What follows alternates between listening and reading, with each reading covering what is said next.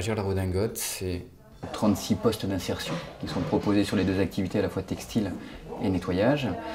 36 postes d'insertion qui, chaque année, permettent à peu près 80 personnes de pouvoir remettre le pied à l'étrier, retrouver confiance en soi, travailler sur un projet professionnel plus spécifiquement et adapté aux besoins du territoire, dont une personne sur deux, à l'issue, arrive à trouver à la fois un emploi et une formation qualifiante.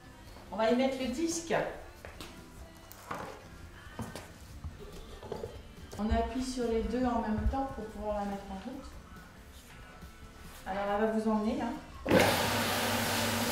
Voilà. On met le fil derrière soi, toujours en sécurité. Le fil ne doit jamais être devant la machine. En fait, le support proposé chez Agir n'est qu'un support technique.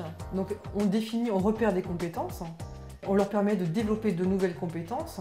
Ils retrouvent confiance en eux, puisqu'il y a un grand défaut de confiance, et qu'ils développent de nouvelles compétences pour pouvoir rebondir vers un autre métier. Donc finalement, ils passent de poste en poste et on évalue donc tous les 15 jours les compétences acquises. Moi, vu que j'avais perdu mon emploi depuis pratiquement 2 ans, j'avais perdu le goût à me lever le matin. Donc je me levais qu'à midi, 2 heures de l'après-midi, je vivais la nuit puis le jour.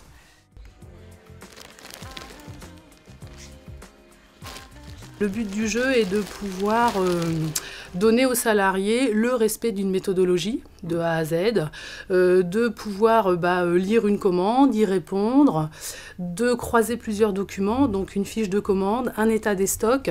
C'est vraiment de leur donner les acquis de base, c'est-à-dire le respect d'une méthodologie, la minutie, la rapidité, le respect des consignes, le travail en équipe, un travail individuel à l'intérieur d'une équipe, c'est vraiment toutes ces premières bases, quoi. Donc la redingote m'a permis de vaincre ma timidité. Elle m'a permis d'apprendre le travail en équipe. Et elle m'a permis beaucoup de choses. Je dois dire, ça m'a apporté peut-être un peu plus de confiance en moi. Le relationnel aussi bien avec les encadrants que les employés. Et ça m'a apporté un peu de joie de vivre aussi, faut le dire. Ouais. Donc je suis Stéphanie Prima, je suis infirmière coordinatrice à la résidence Orpea. Avec les stagiaires, ça s'est plutôt bien passé.